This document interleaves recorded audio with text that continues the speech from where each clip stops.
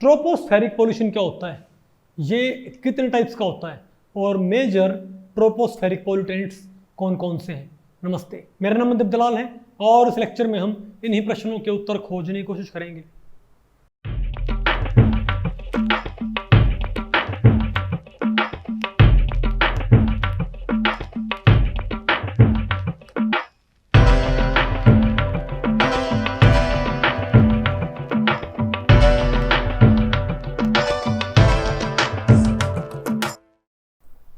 Okay, तो भैया आज हमें क्या पढ़ना है बताओ। Tropospheric pollution, major atmospheric pollutants. तो भाई इस टॉपिक को हमने टोटल 3 पार्ट्स में डिवाइड किया हुआ है। पहले हम क्या पढ़ेंगे, डेफिनेशन ऑफ ट्रोपोस्फेरिक पोल्यूशन, फिर हम क्या पढ़ेंगे, गैसियस एयर पोल्यूटेंट्स, फिर हम क्या पढ़ेंगे, पर्टिकुलेट एयर पोल्यूटेंट्स। ठीक है बात। तो पहले हम क्या बात करते हैं बताओ भाई, ट्रोपोस्फेरिक एयर पोल्यूशन। अब आप ये बताओ, मैंने क्या बोला था कि ट्रोपोस्फियर एयर पोल्यूशन क्या होता है। ट्रोपोस्फियर की रेंज कहां से कहां तक होती है, 0 से 11 किलोमीटर। तो अब मैं आपको बताऊं भाई, देखो मैंने आपको बताया था कि हमारे एटमॉस्फेयर के टोटल 5 पार्ट हैं। ट्रोपोस्फियर पहला है, स्ट्रेटोस्फियर दूसरा है, तीसरा मेसोस्फियर, अगला थर्मोस्फियर, उससे अगला एक्सोस्फियर। तो सबसे इंपॉर्टेंट हमारे लिए कौन सा होता है पता आपको, ट्रोपोस्फेरिक पोल्यूशन। तो इस चैप्टर में आपने पढ़ना है क्या है, एक तो ट्रोपोस्फेरिक पोल्यूशन और एक स्ट्रेटोस्फेरिक पोल्यूशन। ट्रोपोस्फेरिक पोल्यूशन में वो पोल्यूशन होता है जो हमको यूजुअली देखने को मिलता है, अरे जो ये धुआं वगैरह होता है गाड़ियों वगैरह का। और स्ट्रेटोस्फेरिक पोल्यूशन कौन सा होता है, जिसमें क्या होता है, ओजोन लेयर वाला नुकसान। ठीक है, तो यहाँ पर हम क्या पढ़ते हो, हम क्या बोलेंगे, 0 से अगर कोई पॉल्यूटेंट, अगर कोई मटेरियल 0 से 11 किलोमीटर की एटमॉस्फेरिक लेयर को, नेचुरल कंपोजिशन को अफेक्ट करता है, बोलो भाई हार्मफुल वे में लिविंग बींग्स या नॉन लिविंग थिंग्स के लिए, तो वो क्या कहलाएगा हमारा ट्रोपोस्फेरिक पॉल्यूटेंट। और ये घटना क्या कहलाएगी, ट्रोपोस्फेरिक पोल्यूशन। ठीक है बात, बोलो भाई। और हमने क्या बात की थी, अब मैं आपको बताऊं, जो ट्रोपोस्फेरिक पोल्यूशन है ना, इसको आप 2 कैटेगरीज में डिवाइड कर सकते हो। इसमें आपको 2 तरह के पॉल्यूटेंट देखने को मिलेंगे। एक तो होते हैं हमारे पास गैसियस पॉल्यूटेंट्स। कौन से, मतलब पॉल्यूशन जो होगा वो किन से होगा, हार्मफुल गैसों से। समझ गए बात। तो उसको हम क्या बोले, इसको आप 2 कैटेगरी बांटोगे। क्या हमारे पास गैसियस पॉल्यूटेंट्स, ये कौन से होते हैं प्राइमरली बताओ, these are oxides of sulphur, nitrogen, carbon, hydrogen sulphide, hydrogen sulphide, hydrocarbons, ozone and other oxidants. ये सारी गैसें कहां पर रहती हैं, गैसेस पॉल्यूटेंट्स होती हैं। और दूसरे हमारे पास क्या होते हैं, पर्टिकुलेट पॉल्यूटेंट्स। ये कौन से होते हैं, dust, mist, fume, smog etcetera. बात आपको पहले पड़ेगी, तो आपको ये कौन से होते हैं आपके, अरे सॉलिड या लिक्विड पार्टिकल्स। धुआं वगैरह उड़ता रहता है, गाड़ियों में धुआं वगैरह होता है। ठीक है, या मान लिया भाई आप कोई सीमेंट की फैक्ट्री है, ठीक है, या कहीं पर कंस्ट्रक्शन वर्क चल रहा है, तो वहां पर लगातार डस्ट नहीं उड़ती रहती क्या, वो डस्ट आपको फायदा करती है। अगर आप सांस लेते हो डस्ट में, तो आपके फेफड़े जो लंग्स हैं, उनको फायदा होता है कि नुकसान होता है, क्या हो गया क्या हो गया,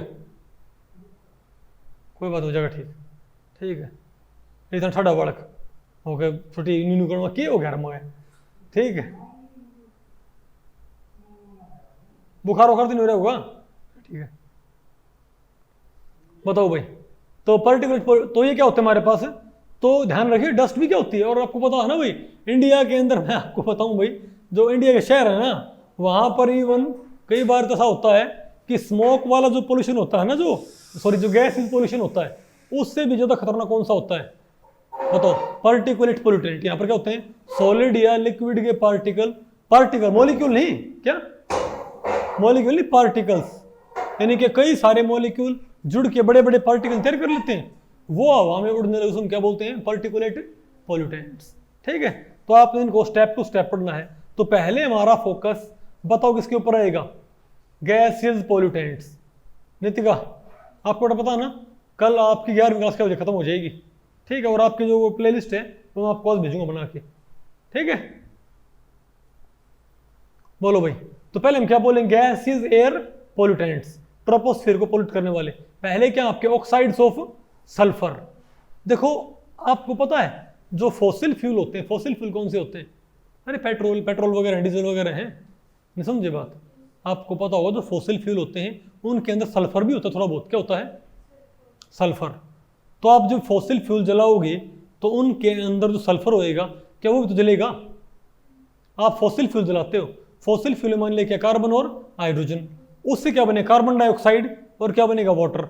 लेकिन अगर उस फॉसिल फ्यूल के अंदर, उस पेट्रोल या डीजल के अंदर या उस कैरोसिन के अंदर सल्फर भी है, या और कोई फॉसिल फ्यूल उसके अंदर सल्फर भी है, तो उसके साथ सल्फर भी तो जलेगी, और सल्फर जले तो क्या पैदा होगी? Sulphur dioxide. तो एक मेजर पोल्यूटेंट बताओ कौन सा होता हमारा? बोलो भाई, सल्फर डाइऑक्साइड। बोलो भाई, और ध्यान रखियो this gas is poisonous to both animal as well as plants. ये दोनों के लिए क्या होता है? बोलो भाई, दोनों के लिए क्या ये नुकसानदायक है। और ये पाया गया है सल्फर डाइऑक्साइड अगर लो कंसंट्रेशन भी होती है ना, अगर सल्फर डाइऑक्साइड एनवायरनमेंट में आपकी लो कंसंट्रेशन में भी है तो भी आपको रेस्पिरेटरी क्या भाई, जो रेस्पिरेटरी जो वही डिजीज होती है ना, जो सांस से जुड़ी हुई बीमारियां होती हैं उनको पैदा कर सकती सल्फर डाइऑक्साइड। समझे बात? बोलो भाई, रेस्पिरेटरी डिजीज जैसे कि एस्थमा, बोलो भाई ब्रोंकाइटिस, ये बायो वालों को ज़्यादा पता भाई, पता होगा ना आपको? बोलो भाई, एम्फीजीमा बोलो इसको, एम्फाइजीमा। बोलो भाई, in human beings sulphur dioxide cause irritation to eyes resulting in tears and redness. आपने कई बार देखा होगा ना, आप शहर में पहुंच जाते हो, आप गांव में रहते हो तो बड़ा भाई इंसान हंसी खुशी भाई एक पैर पे डांस करता घूमता रहता है ना। उसको गलती से कोई शहर में काम पड़ जाए और वो माने दिल्ली वगैरह शहर चला जाए, ठीक है बात, और 2-3 दिन वहाँ के रुक के आ जाएगा ना, तो वहाँ जो रहते हैं उनको इतनी दिक्कत नहीं होती, वो तो हैबिचुअल हो रखे भाई। लेकिन हमारे जैसा इंसान अगर दिल्ली शहर में जाके आ जाए ना 2 दिन भी, तो उसकी आंखों में रेडनेस हो जाती है, इजंट इट? जैसे कि उसको आई फ्लू रखा हो, आई फ्लू होता है वैसे रेडनेस, और कई बार तो भाई उससे फिर आंखों में पानी भी आना शुरू हो जाता है।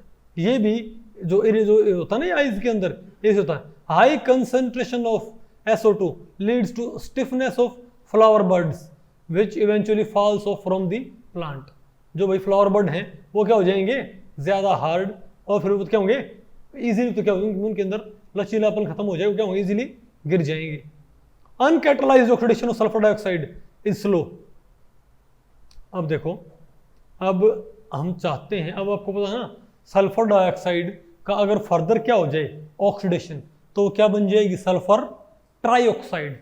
लेकिन उसमें दिक्कत एक है, बिना कैटालिस्ट की प्रेजेंस में सल्फर डाइऑक्साइड सल्फर ट्राइऑक्साइड बनाती तो है। सल्फर डाइऑक्साइड एयर की O2 के साथ रिएक्ट कर क्या बनाती है? Sulphur trioxide. लेकिन ये बहुत ही स्लो क्या होती है प्रोसेस, एक्सट्रीमली स्लो, ठीक है। लेकिन अगर आप क्या कर उसको, लेकिन इसको भी क्या कर सकते हैं? इसको कैटालाइज कर सकते हैं। बोलो भाई, however presence of particulate matter in polluted air catalyze the oxidation sulfur to sulfur trioxide। लेकिन अगर एयर के अंदर क्या है? Particulate pollution. पार्टिकुलेट पोल्यूशन मैंने आपको बताया कौन सा होता है? जब सॉलिड या लिक्विड के मॉलिक्यूल नहीं, सॉलिड लिक्विड के पार्टिकल हवा में उड़ रहे, छोटे पार्टिकल, बहुत छोटे पार्टिकल होंगे। देखो मॉलिक्यूल में और पार्टिकल में अंतर होता है। कई सारे मॉलिक्यूल आपस में एसोसिएट होके क्या बनाते हैं? पार्टिकल। बस आपको पहले पड़ गई भाई, that particle can be solid, that particle can be liquid, isn't? जैसे आपको पता होगा ना, जब ये धुंध होती है, क्या धुंध होती है, तो वहां पर एयर में कौन से पार्टिकल होते हैं बताओ? H2O के क्या होते हैं? पार्टिकल, मॉलिक्यूल ना होते हैं। एक एक मॉलिक्यूल तो भाई, एक एक मॉलिक्यूल इतना क्या बोलते हैं, अंधेरा, सॉरी एक तरह से तो भाई जो मतलब ना दिखे सामने, लो विजिबिलिटी, अकेला मॉलिक्यूल क्रिएट नहीं करता। जो कई सारे मॉलिक्यूल क्या होते हैं? इकट्ठे होते हैं और हवा में क्या रहते हैं? सस्पेंडेड। तब क्या होती है? वो विजिबिलिटी कम हो जाती है आपकी देखने की। पता होगा ना आपको सर्दियों में? अरे बोलो, ठीक है। तो एयर के अंदर जो पार्टिकुलेट मैटर होते हैं ना, वो इस ऑक्सीजन को भाई इसको कैटलाइज करा सकते हैं। और सल्फर डाइऑक्साइड फिर उनकी प्रेजेंस में O2 के साथ रिएक्ट करके बनने लग जाएगी सल्फर ट्राइऑक्साइड। नहीं आपको? और भाई मैं आपको बताऊं, इवन जो एयर के अंदर जो ओजोन प्रेजेंट होती है ना, मतलब जो पार्टिकुलेट मैटर होता है, वो भी सल्फर डाइऑक्साइड के सल्फर ट्राइऑक्साइड में कन्वर्जन को कैटालाइज कर सकता है। और एयर में जो परऑक्साइड होता है, हाइड्रोजन परऑक्साइड H2O2, या एयर में क्या होती है ओजोन, वो भी SO2 के SO3 में कन्वर्जन को कैटालाइज कर सकता है। देखो भाई SO2 प्लस O3 क्या बन गया मेरे पास? SO3। SO2 प्लस H2O2 क्या बन गया? H2SO4। Isn't it? अरे बोलो फिर ये बताओ फिर क्या बनेगा हमारे पास? SO3। बात आपको पहले पड़ी? अरे बोलो भाई, अब बताओ क्या हमारे पास? Oxides of nitrogen. तो एक तो हमने देख लिया भाई, एक तो एयर में ट्रोपोस्फेरिक पॉल्यूशन में सबसे खतरनाक पॉल्यूटेंट कौन सा है? सल्फर डाइऑक्साइड, जो कि एयर में होता है। और ज्यादातर वो कैसे पैदा होता है? फ्यूल्स के अंदर जो सल्फर प्रेजेंट है ना, फ्यूल जलता है, सल्फर भी जलता है, सल्फर जलता है, सल्फर डाइऑक्साइड पैदा होता है, जो फिर हमको नुकसान करता है। हमको क्या करता है? हमको ये नुकसान करता है, बहुत नुकसान। ठीक है, फिर क्या हमारा? Oxides of nitrogen. अब एयर के सबसे बड़े कॉन्स्टिट्यूएंट होते ही कौन से? बताओ कौन से? N2 और O2। तकरीबन 78% क्या होती है एयर में? डाइनाइट्रोजन। और तकरीबन 20% क्या होती है? डाइऑक्सीजन। नहीं आपको समझ में? यानी मोस्टली क्या बैठी होती है एयर के अंदर? N2 और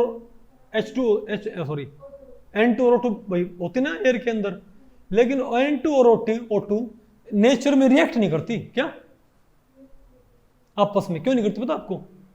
क्योंकि एक्टिवेशन बैरियर बहुत हाई होता है। ये काइनेटिकली क्या होता है? स्टेबलाइज्ड। क्योंकि N2 का ट्रिपल बॉन्ड तोड़ना बहुत मुश्किल होता है भाई। N2 को अगर रिएक्ट करना है O2 के साथ, तो आपको N2 का ट्रिपल बॉन्ड तोड़ना नहीं पड़ेगा पहले, उससे क्या होगा आपको?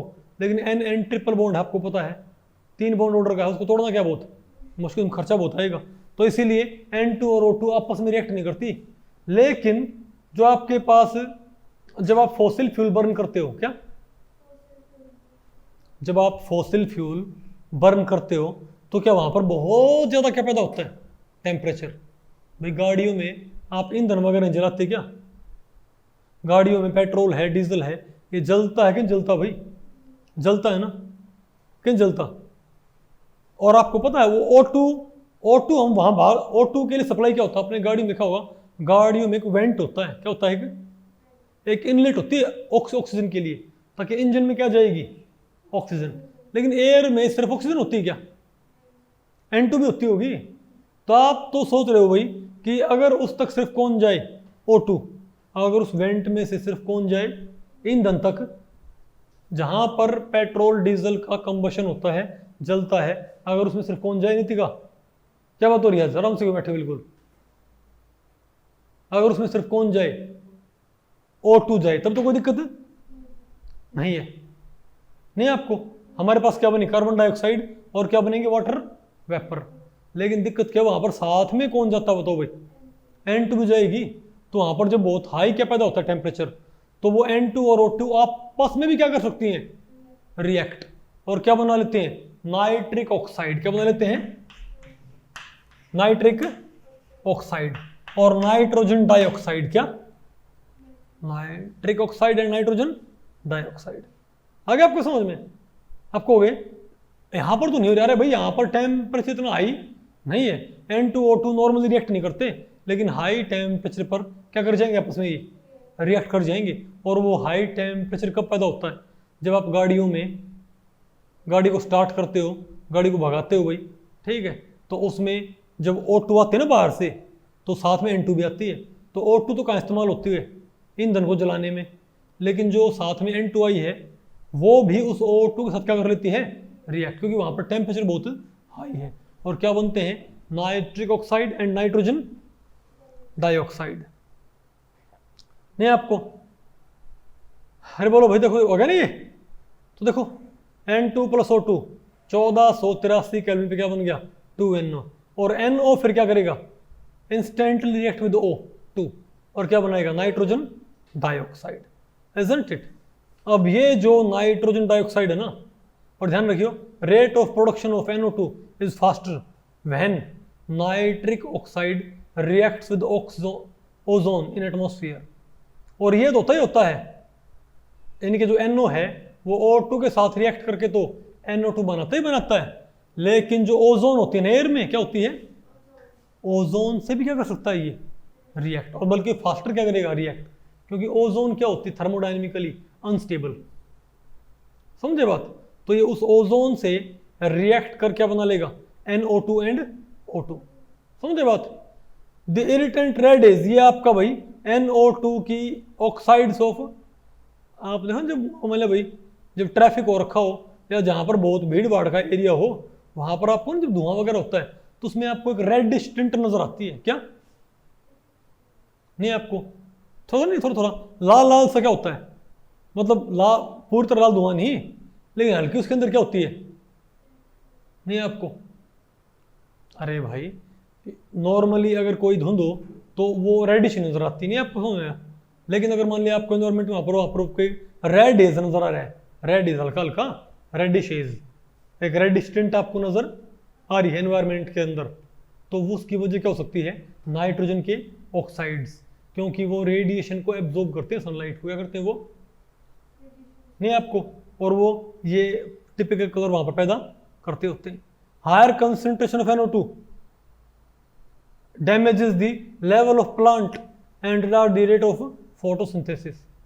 और देखो जहां पर ट्रैफिक बहुत ज्यादा हो जाएगा, हम सोचते हैं वहां पर खूब सारी क्या पैदा होती है, कार्बन डाइऑक्साइड, वहां पर तो प्लांट्स को बहुत फायदा होना चाहिए, हम तो मानते हैं ना कि जहां पर खूब सारी क्या पैदा होती है, जहां पर गाड़ियां चलती है वहां खूब क्या पैदा होती है कार्बन डाइऑक्साइड, तो वहां पर CO2 का लेवल बहुत हाई होएगा, और पौधों क्या चाहिए CO2, तो वहां पर पौधे बड़े क्या होने चाहिए, ग्रीन ग्रीन होने चाहिए।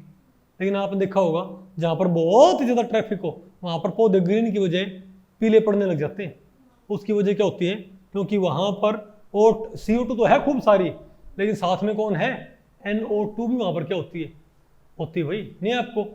और ये जो NO2 वगैरह होती हैं ये किसको एक तरह से हिंडर करती हैं, किसको रोकती है बताओ, फोटोसिंथेसिस की प्रोसेस को रोकती हैं भाई, नहीं समझे बात?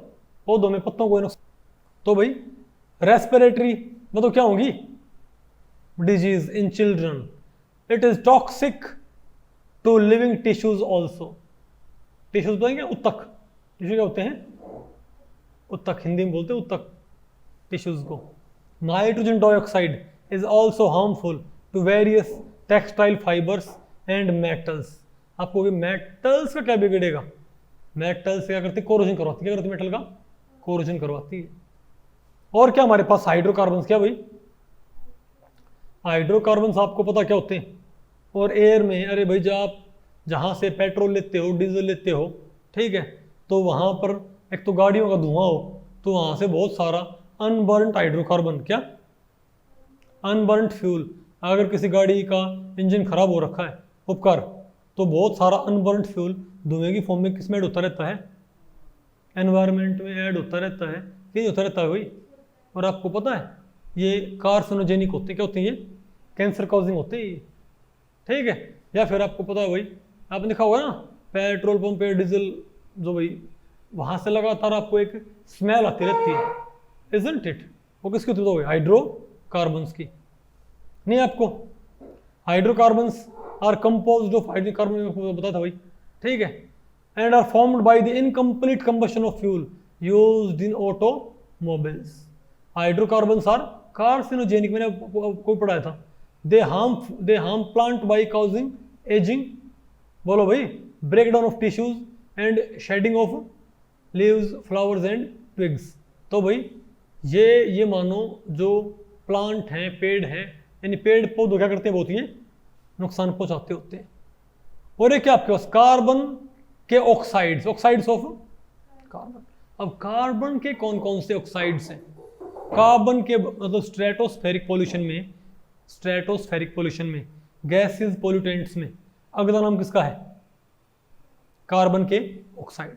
कौन कौन से हैं, एक उसमें आपका कार्बन मोनोऑक्साइड और एक आपका होता है कार्बन डाइऑक्साइड। कार्बन डाइऑक्साइड आप आगे पढ़ाएंगे थोड़ा, ठीक है। पहले हम बात करते कार्बन मोनोऑक्साइड की। आपको पता होगा ना कार्बन मोनोऑक्साइड ये हमारे ब्लड के अंदर जो हीमोग्लोबिन होता है वो O2 को कैरी करता है। हम जब सांस लेते हैं तो हमारे फेफड़ों में क्या भर जाती है, डाइऑक्सीजन। वो डाइऑक्सीजन क्या करती है, आर्टरीज के थ्रू, सॉरी वेन के थ्रू जो ब्लड आता है ना, देखो एक तो होती है हमारे जिसमें भाई वेन्स होती हैं और एक क्या होती हैं, आर्टरीज, इजंट इट। जो आर्टरीज हैं वो क्या करती हैं, ब्लड को लेके जाती हैं, और वेन्स क्या करती हैं, ब्लड को वापस लेके आती हैं।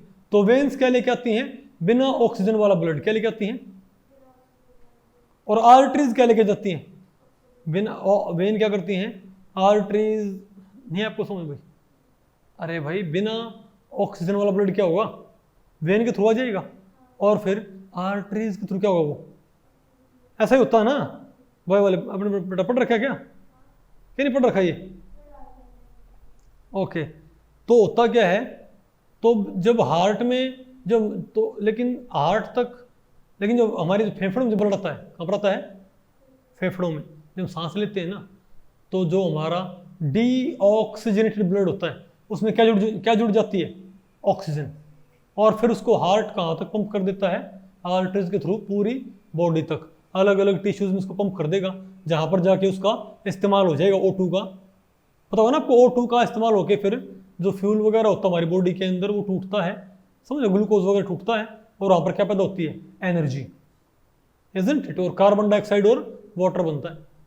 लेकिन जो कार्बन मोनोऑक्साइड है, ये मैं आपको बताऊँ पॉइजनस, इसकी टेंडेंसी हीमोग्लोबिन में O2 के साथ जुड़ने की टेंडेंसी जो होती है ना, हीमोग्लोबिन में ऑक्सीजन के जुड़ने की जो टेंडेंसी होती है उससे 300 गुना ज्यादा टेंडेंसी किसकी होती है पता आपको, कार्बन मोनोऑक्साइड की। बस वो तो पता दिक्कत क्या है, यानी कार्बन मोनोऑक्साइड 300 गुना स्ट्रॉन्गर बॉन्ड बनाता किससे, आयरन से, हीमोग्लोबिन के आयरन से। वो तो होता क्या है, वो तो दिक्कत ये हो रखी है कि जो साइट नहीं है, जो साइट है हीमोग्लोबिन के अंदर साइट होती है जिस पे किसको जुड़ना होता है, ऑक्सीजन को, वो थोड़ी बेंट होती, क्या होती है वो, मतलब यहाँ पर आयरन है, यहाँ पर कौन है, और यहाँ पर एक पॉलीपेप्टाइड चेन होती है, क्या होती है, पॉलीपेप्टाइड चेन होती है भाई, एक समझे बात, एक चेन होती है भाई, प्रोटीन चेन मान लो आप उसको, क्या मान लो, प्रोटीन चेन। तो दिक्कत क्या होती है, तो ये जो साइट होती है ना, यहाँ पर जुड़ना होता है। अब CO जुड़ जाए ना यहाँ पर, अगर CO क्या था बिल्कुल सीधा, तो वो बहुत ही मजबूती से जुड़ता किससे, आयरन से। तब तो अगर CO की बहुत थोड़ी सी भी कंसंट्रेशन होती है ना एयर में, तो इंसान तब ईंटें बोल जाता, वजह क्योंकि एयर में अगर थोड़ी सी भी क्या होगी, CO, तो वही जुड़ेगी किसके साथ, और O2 का जुड़ना क्या हो जाएगा, बंद हो जाएगा, और O2 नहीं जुड़ेगी भाई, तो ब्लड अगर O2 लेकिन जाएगा तो इंसान क्या होगा, दिमाग को ऑक्सीजन मिलनी बंद होगी, हार्ट को O2 मिलनी बंद होगी, पूरी बॉडी को O2 मिलनी बंद होगी, इंसान मर जाएगा, isn't it? वो तो भला हो नेचर का, उसने क्या कर रखा है, ये आयरन की जो साइट है जिस पे कौन जुड़ता है, O2, जो ब्लड में जो आयरन होता है, जो O2 को बांध के लेके जाता है पूरी बॉडी के अंदर, वो साइट ऐसी होती है कि उस पे वो तिरछी होती है, ठीक है। तो O2 तो यहाँ पर आके बाइंड कर लेगा तिरछे मोड में आसानी से, लेकिन कार्बन मोनोऑक्साइड वो बाइंड कैसे करने की कोशिश करता है, सीधे, और सीधे वो आ नहीं सकता क्योंकि ऊपर से क्या है, नहीं आपको, लेकिन तब भी CO बहुत नुकसानदायक है। इसीलिए क्या होता है, जब CO की कंसंट्रेशन एक खास वैल्यू से क्या होती है, बढ़ जाती है, तो वो हमारे ब्लड में O2 की बजाय कौन जुड़ने लगता है, CO जुड़ने लगता है। मैंने आपको पढ़ाया था ना बात ये, और फिर इंसान की क्या होती है, डेथ हो जाती है, ठीक है, क्योंकि भाई उसको ब्लड उसको ऑक्सीजन उसको मिलेगी नहीं। इसलिए क्या होता है, कहीं नहीं बोलते हैं, अगर मान लिया कोई प्रत्यक्ष, इसीलिए क्या बोलते हैं भाई, अगर किसी घर के अंदर कहते ना अंगीठी जला के नहीं सोना चाहिए, क्योंकि अगर वहां पर अंगीठी जला के सोते हैं भाई, तो क्या होता है, वहां पर कार्बन मोनोऑक्साइड पैदा होगी, और वो कार्बन मोनोऑक्साइड, ठीक है, बताओ क्या करेगी, वो फिर भाई ब्लड में जुड़ के और इंसान को भाई एक तरह से O2 कैरिंग कैपेसिटी को खत्म कर देगी, तो नुकसान होता है इंसान को। आगे आपको, तो ये तो हार्मफुल है, मतलब ये तो जहरीली नहीं, ये तो भाई वैसे नुकसानदायक नहीं, ये तो क्या है, जहरीली भाई, ठीक है। अरे बोलो भाई, ओके। बताओ। तो ये क्या करता है, it binds to haemoglobin to form carboxy haemoglobin.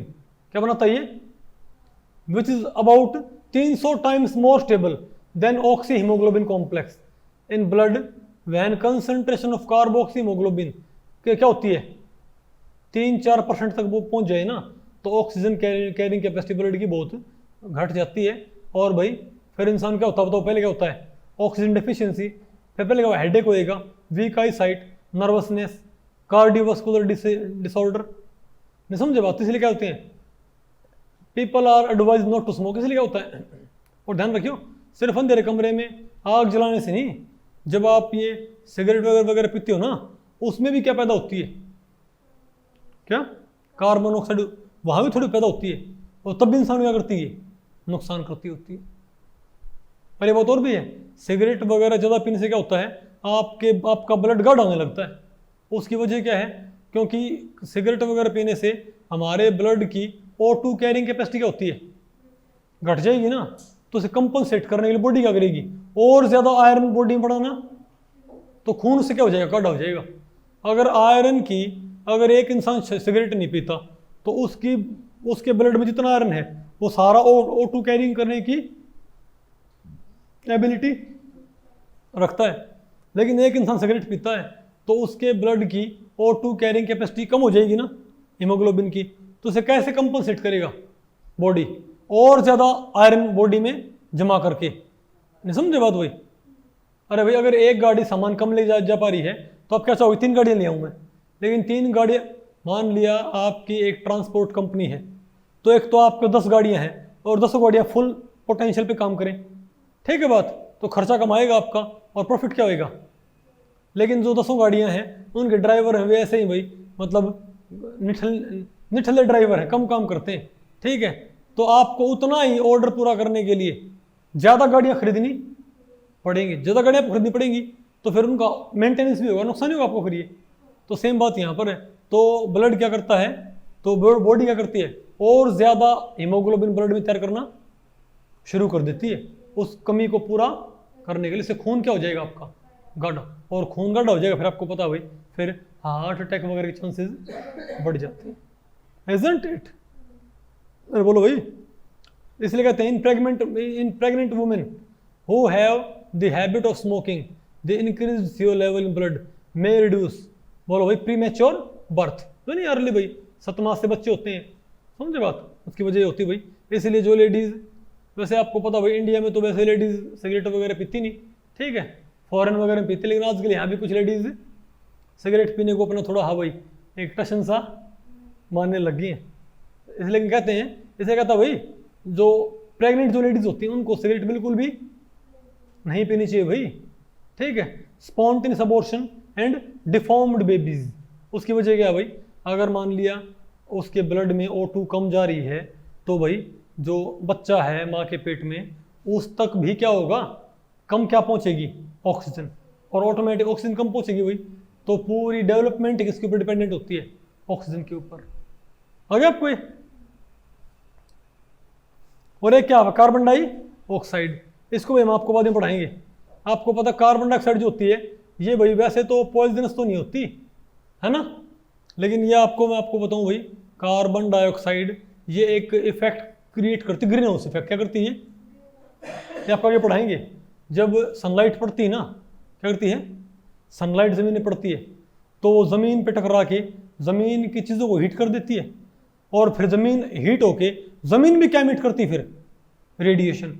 जब वो ऊपर जाती है ना तो उसको फिर कौन एब्जॉर्ब कर लेते, CO2। तो CO2 उनको बाहर ना जाने, वहीं पर ट्रैप कर लेगी। उससे क्या होता है, एनवायरनमेंट का टेम्परेचर क्या होता है, बढ़ने लगा। इसको हम बोलते हैं ग्रीन हाउस इफेक्ट। क्या बोलते हैं इसको, तो भाई ये फिर ये टेम्परेचर बढ़ाने में, ये बताओ क्या करती है, टेम्परेचर बढ़ाने में क्या करती है, हेल्प करती है।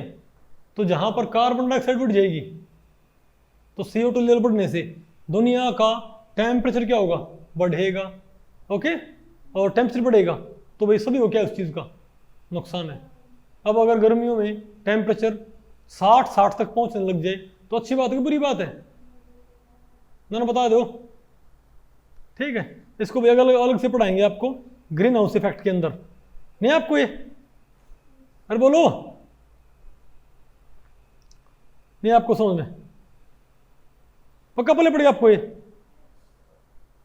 ठीक है, और बताओ भाई, और हमारे पास क्या होता है, और हमारे पास कौन से हैं पर्टिकुलेट पॉल्यूटेंट्स? मैंने क्या बताया था आपको कि ट्रोपोस्फेरिक पॉल्यूशन में मेनली कितने तरह के पॉल्यूटेंट्स थे? दो तरह के, gases pollutants and particulate pollutants. तो गैसेस पॉल्यूटेंट आपने पढ़ लिए, सल्फर के ऑक्साइड, नाइट्रोजन के ऑक्साइड और मेनली कार्बन के ऑक्साइड्स, ये हमारे लिए क्या है, मोर नुकसानदायक।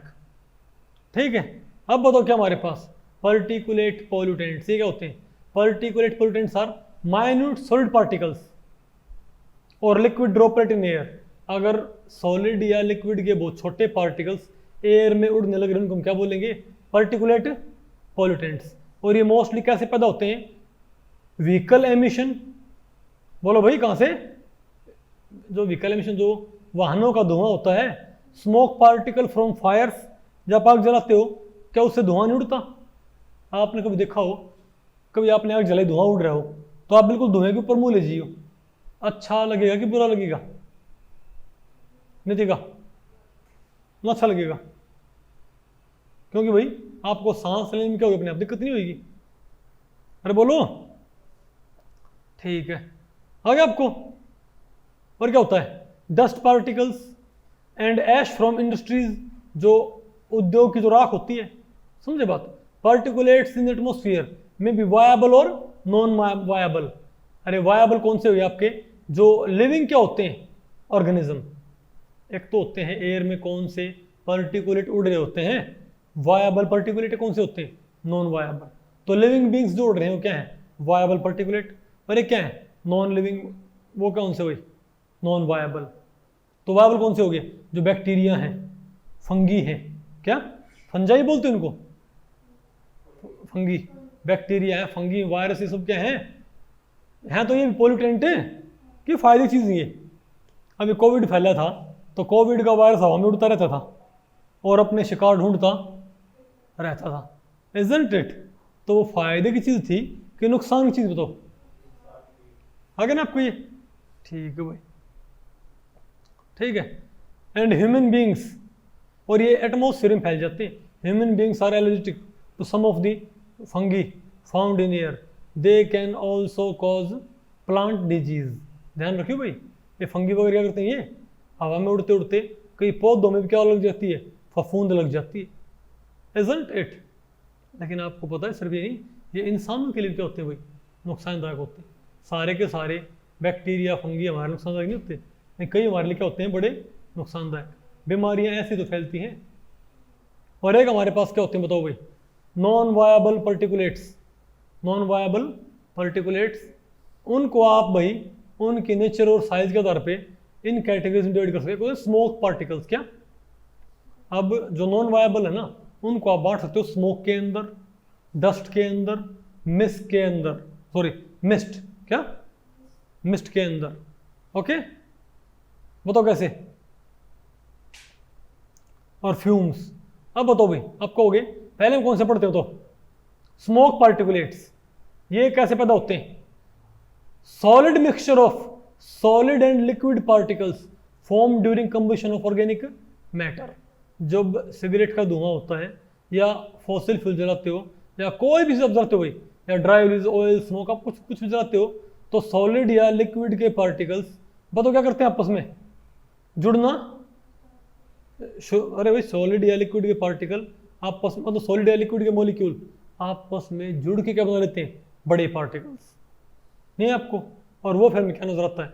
स्मोक। आ गया ना आपको ये? तो धुआं नुकसान है। एक क्या होते हैं हमारे पास? डस्ट। ये क्या होते हैं? फाइन सॉलिड पार्टिकल्स, जिनका रेडियस, जिनका साइज क्या हो? जिनका 1 माइक्रोमीटर से क्या हो? ज्यादा डायमीटर। ठीक है, produced during the crushing, grinding, attribution of solid material. आप ये बताओ, आपने कभी कहीं कोई कंस्ट्रक्शन वर्क देखा हो? आपने कहीं कोई कंस्ट्रक्शन साइट देखी होगी ना, तो वहाँ पर लगातार डस्ट पैदा नहीं होती रहती क्या? जितना वहाँ पर कोई क्रशिंग वगैरह चल रही होगी या ग्राइंडिंग चल रही होगी, या भाई मान लिया इवन अगर कुछ छान रहे हैं, तब भी वहाँ से क्या पैदा होती रहती है? डस्ट। जो हमारे लिए क्या होती है, हार्मफुल, इजंट इट। बताओ, सैंड फ्रॉम सैंड ब्लास्टिंग, या sawdust from wood works, pulverised coal, cement, अरे भैया आप कोयले को पीसते हो, सीमेंट को पीसते हो, या फैक्ट्री से उड़ती हुई राख, समझे बात। डस्ट स्टॉर्म, क्या रेतीले तूफान नहीं आते रेगिस्तान के अंदर, आते हैं ना, ये सब क्या होते हैं, पर्टिकुलेट एमिशन। कभी आपने देखा होगा तूफान वगैरह आता है, आप नॉर्मली अभी जैसे सांस ले पा रहे हो, कहोगे ये कैसे पोल्यूटेंट है।